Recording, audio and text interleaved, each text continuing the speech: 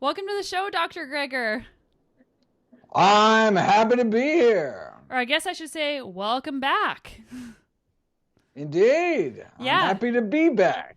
I'm excited about your new book, How Not to Diet, and also How to Survive a Pandemic. That's the title, right?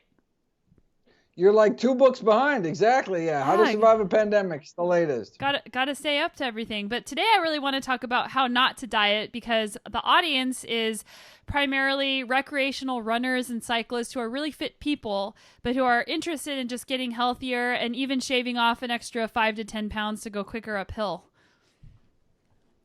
Sounds good to me. That's what the book's for. Perfect. So everything in moderation is something that a lot of people say, oh yeah, like it's fine. I'll just have everything in moderation. And what is the problem with saying that?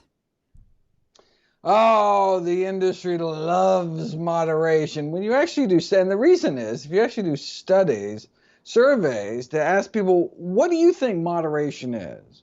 What do you think? How much chocolate is moderation? How much, fried chicken is moderation? And you know what people say?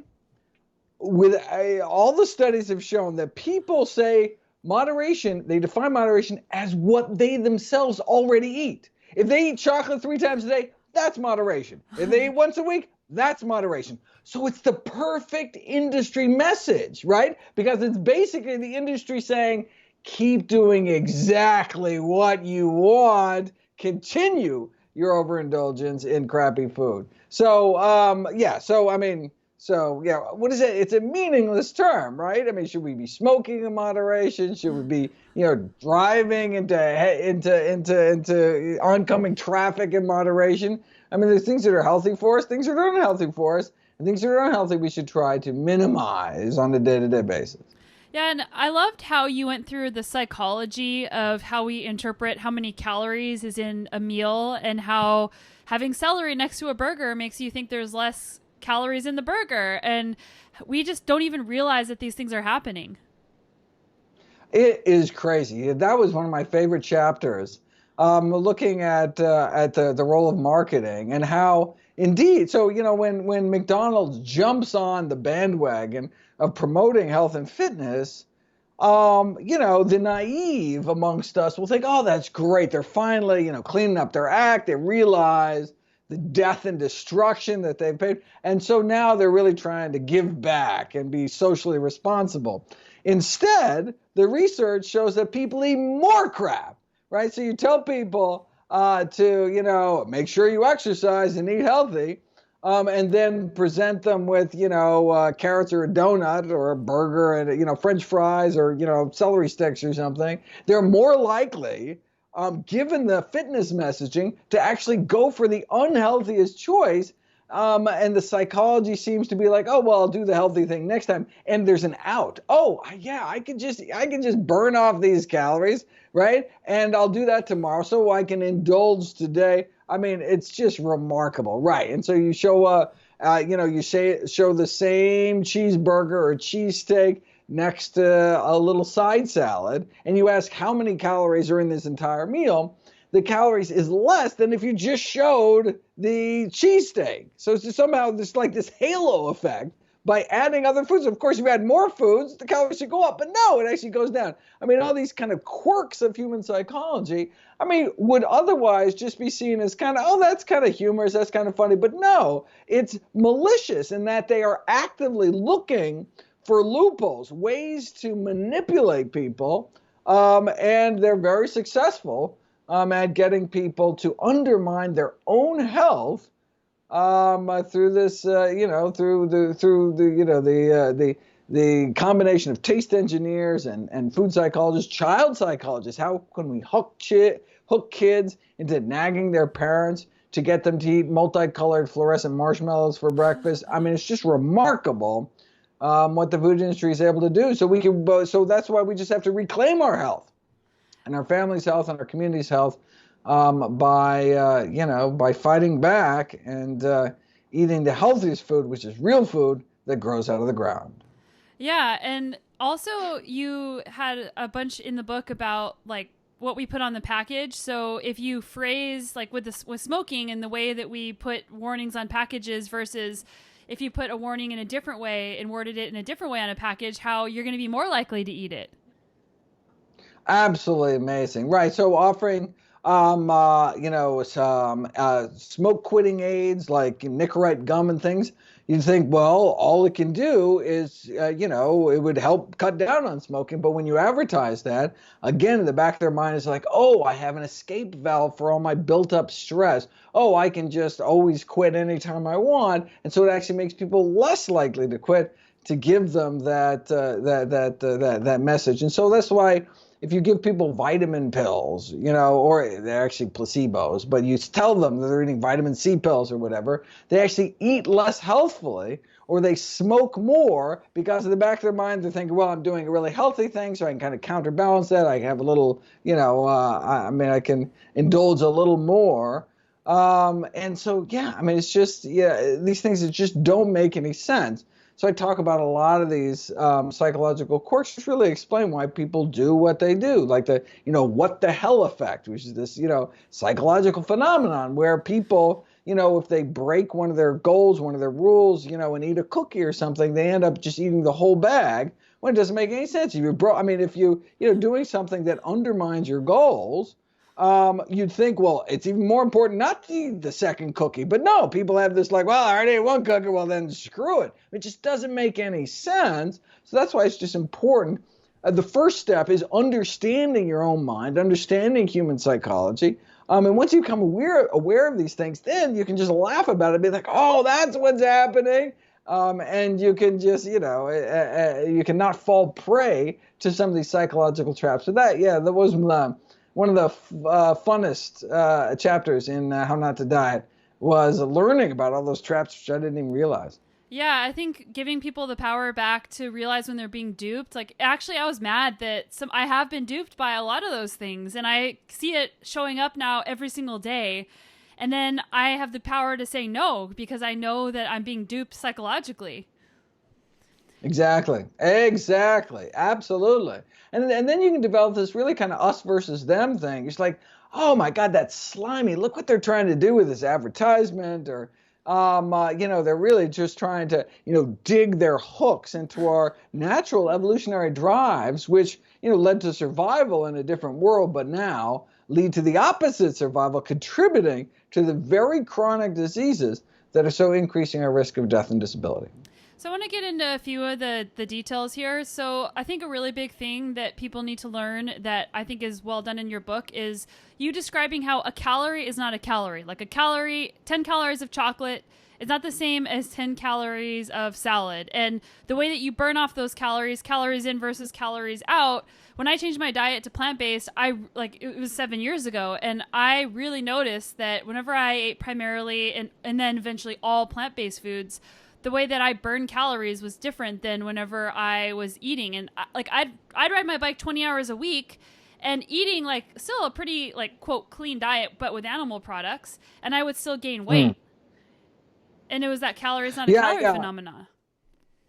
Yeah. In medical school, we're taught that, a calorie is a calorie. A calorie from one source is just as fattening as a calorie from any other. But it turns out a calorie is not just a calorie. 100 calories of chickpeas has a different impact on the body than 100 calories of chicken or chicklets, based in part on different effects on their impact of absorption, appetite, or our microbiomes.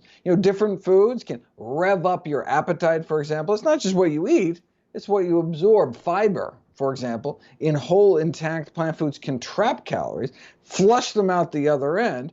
And even if you do eat and absorb the same number of calories, the calorie may still not be a calorie. The same number of calories eaten at a different time of day, in a different meal distribution, or after different amounts of sleep can translate into different amounts of body fat. Even the exact same foods eaten differently can have different effects. So it's not just, what we eat, but how and when. Yeah, and I travel a lot to different time zones as you do, and you travel a lot more than I do. But there's a lot in your book about chronobiology and just the different times of day and how that can affect you. And I was also thinking about how you could use that to recover from jet lag faster. Have you used that? Yeah, no, chronobiology, that was again, I mean, one of the things, I mean, it's just something that I really didn't know about. I knew about chronotherapeutics, whereas, if you give chemotherapy, for example, at a different time of day, you can actually get less side effects, more effective anti-cancer treatment. So, I guess I shouldn't be surprised that there's this field of chronoprevention, that lifestyle interventions at different times of day, exercising differently, different times of day, eating at different times of day, sleeping at different schedules can have different effects in terms of prevention, in terms of reducing one's risk of chronic disease. And so, yeah, that was really one of the things that I learned the most of. So, for example, I recommend people stop eating after 7 p.m. Because of our circadian rhythms. Food eaten at night is more fattening than the exact same food eaten earlier in the day. So the fewer calories after sundown, the better. Yeah, and I also thought about that in relation to intermittent fasting, because that's a question. I don't fast because I don't know, the amount of exercise I do. I feel like I need to be eating. I can't just eat in a really short window of time. But with intermittent fasting and eating more in the morning versus eating more at night, I thought that was a really helpful tip. Yeah, no. So that's really so the largest chapter in How Not to Diet is on intermittent fasting. I talk about not only water-only fasting, modified fasting, but alternate day fasting, 5-2 fasting, 25-5 fasting, modified, mimicking diets, and time-restricted feeding. And I mean, you can look at the pros and cons of each, but the takeaway is early time-restricted feeding. So narrowing your feeding window to 12 hours or less throughout the day, but critically important is when is that window. We want it earlier, the better. If anything, we skip supper, not breakfast, and shift as many calories towards the beginning of the day as possible. And that's better not just from a weight loss standpoint, the loss of body fat, but also in terms of circadian rhythms and stress hormones and kind of on down the list. Our bodies were not meant to eat at night. And the people that listen to this podcast are very familiar with the guests and talking about why a plant-based diet is best for longevity and prevention and reversal of diseases. But why is a plant-based diet the best for weight loss as well? Oh, well, I mean, so the first half of the book, first half of How Not to Diet, is all the. I wanted to kind of build the optimal weight loss solution from the ground up. Came up with 17 criteria for an optimal weight loss diet, and so I just go through the list. I mean, besides being safe, sustainable, nutritious, and healthy, in terms of weight loss efficacy, there's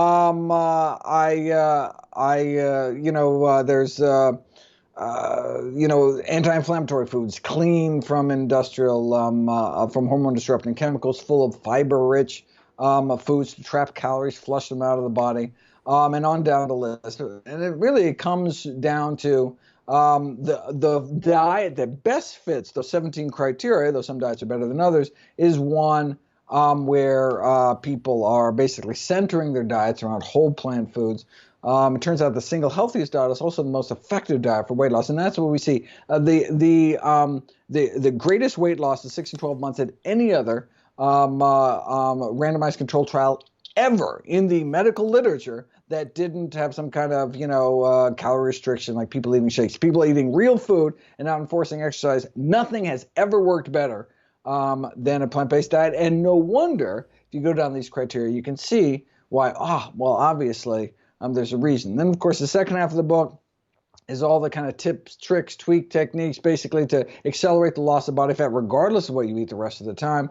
I just wanted there to finally be an evidence-based diet book. And there's so much kind of, nutritional noise and nonsense out there. And, I cite thousands of studies, digging up every possible kind of hack to give people, every possible advantage. I'm excited there to finally be something that people can dig their teeth into in terms of what does the science say, as opposed to all the silliness coming out of check out all magazines. Yeah, it's really amazing just how people are looking for the next crazy diet that tells them they can eat all this crap and lose weight, but really it's not a good long-term, like a diet shouldn't be something you just do for a couple of weeks. It should be the way you eat the rest of your life. Yeah, that's critically important, right? Diets don't work by definition because going on a diet implies at some point you're going to go off of a diet. A permanent weight loss requires permanent dietary change. Healthier habits just have to become a way of life. And if they're going to be lifelong, you want them to lead to a long life. Thankfully, the single best diet proven for weight loss may just so happen to be the safest, cheapest way to eat for the longest, healthiest life. So what was your favorite tip? Like the second half of the book has all these different things that you can add into your diet to lose weight. Which was your favorite one? Well, favorite one is the Trendelenburg one. It's just because it's the only one that I was able to synthesize. Everything else is just cold from the medical literature, as these things that have been proven to accelerate the loss of body fat. But I found some obscure Russian cosmonaut literature that suggested that there's actually a way in exercise mimetics, something you can trick your body into thinking it's exercise and accelerate the loss of body fat, and it has to do with this cool hormone that a chamber of your heart releases, and basically sleeping at a certain degree angle with your head down accomplishes all these interesting things. But I would encourage people to read that section. There's a lot of caveats, a lot of things. Anyone with a family history of glaucoma or head trauma are all down these lists, may not want to do it, and it has side effects, et cetera, et cetera. So there's lots of caveats, but I was most proud of that just because it's something that I couldn't believe wasn't, I believe I'm the first to kind of put it all together, though it's the one tweak that we don't actually have any evidence for because it's never been put to the test. But the theoretical basis, I think, is really solid, and hopefully someone will actually run a trial, and we'll see if it actually works. Yeah, and that's tilting the bottom of your bed up. I actually top of your bed. Top of the bed. Down. Oh yeah, bottom of the bed up. Yeah, exactly. So your feet are higher than your head. I actually heard of that. This is like super random, but I heard of that about 4 or 5 years ago because I was always looking for a way to improve my performance with jet lag. Because if you're going somewhere, 8-12 hour difference, and then you have to perform, like do a 100-mile mountain bike race, you have to perform. And I read that doing that could help actually with jet lag. Interesting. I don't know if it works, but I actually never did it, but I read about it. And then I saw it again in your book and was like, I've seen that before.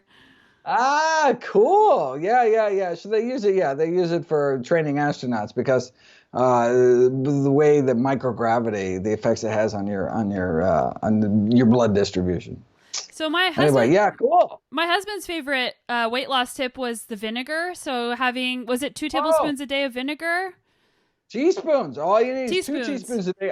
But with each meal. So yeah, 2 tablespoons a day. That's how the math adds up. But yeah, I recommend 2 teaspoons of vinegar with every meal, and that's just because the effect only lasts 4 hours. So you can't just do 2 tablespoons because then for the next 20 hours you're not going to have the effect. So you got to space it out throughout the day, and the active dose of acetic acid is indeed found in those 2 teaspoons.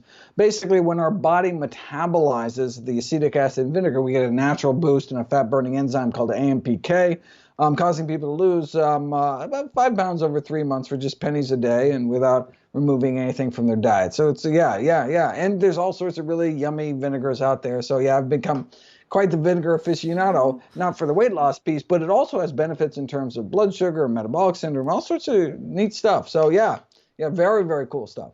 Yeah, in your Daily Dozen app, there, just for everybody listening, it's free, and there's been an update now that you have all of your weight loss tweaks in there for people to do. And one of the ones that I really thought was cool was the negative calorie preloading. Can you tell people what that is?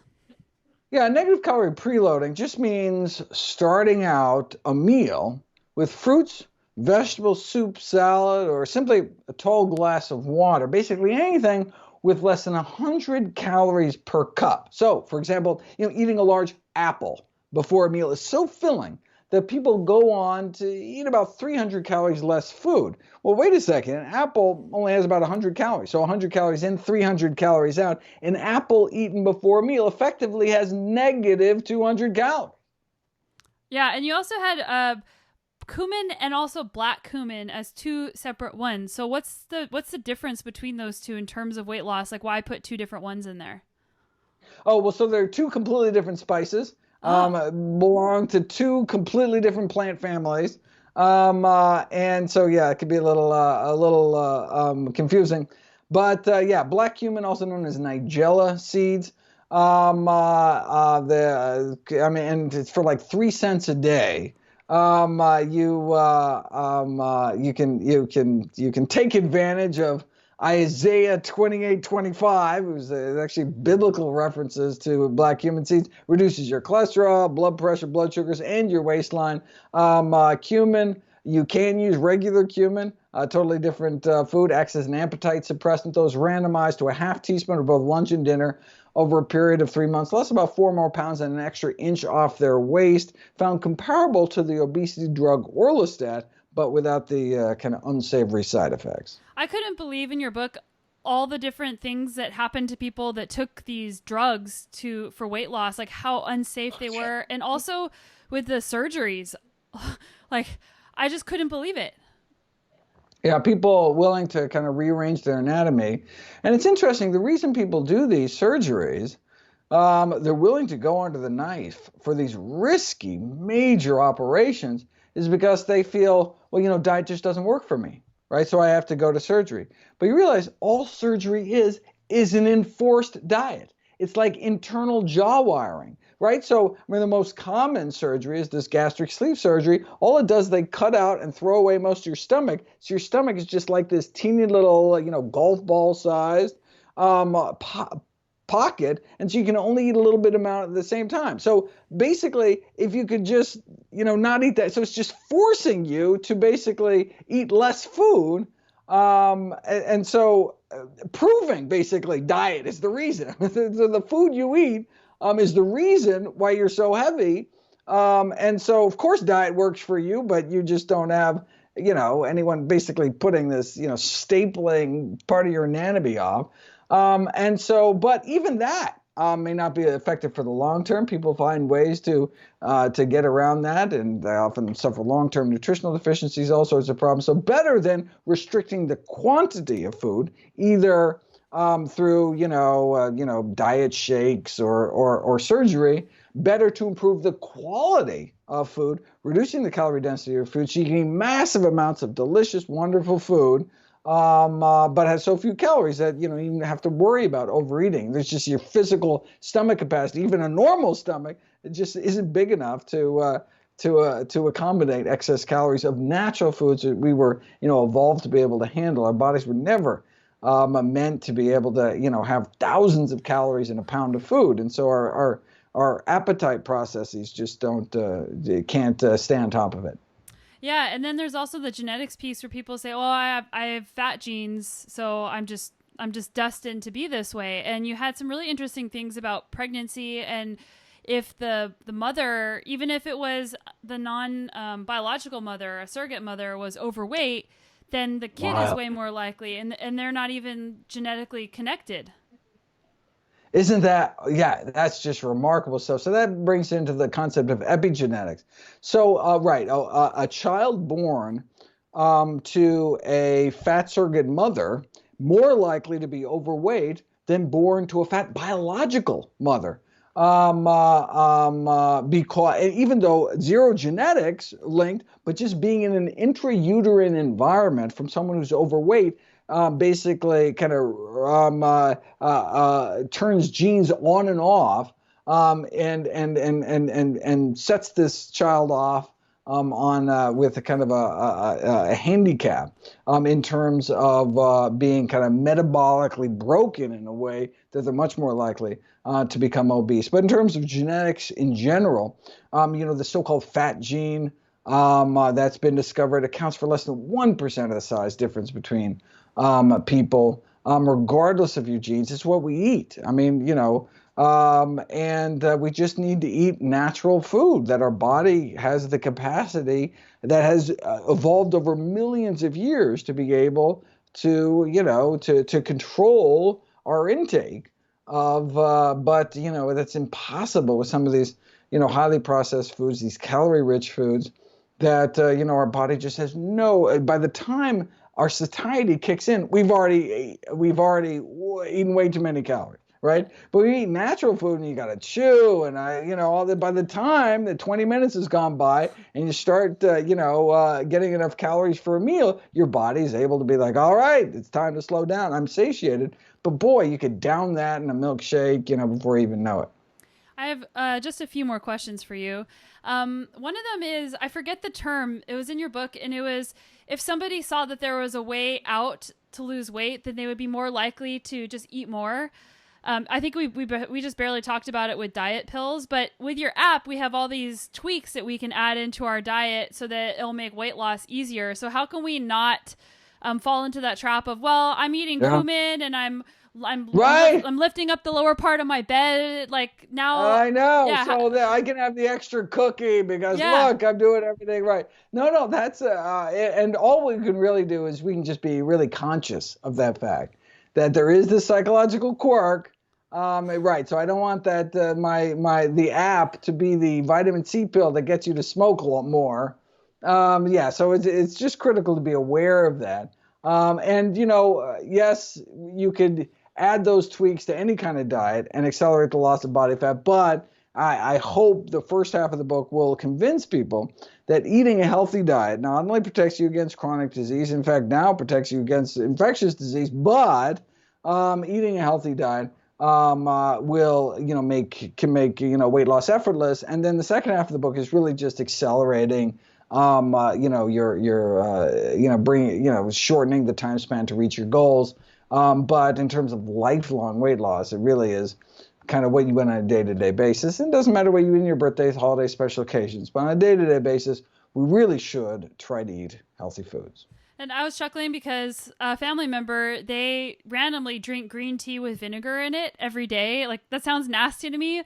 But I started thinking about like the crazy bulletproof coffee with all the nasty like butter and all the things people add, and then someone making like a Greger tonic with all the different spices, and green tea and vinegar, and then they're like, ooh.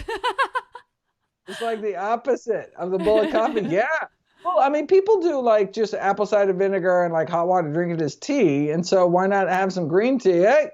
You never know. Add some garlic powder, add some cayenne pepper. Put it to the plug your nose. Yeah. Nasty. Was it hard to read the audiobook because it's 24 hours long? Oh my God, it's brutal. My poor vocal cords were not happy. Oh my God. Yeah. It took me 2 weeks. You did such an incredible job with that. Like, I was super impressed.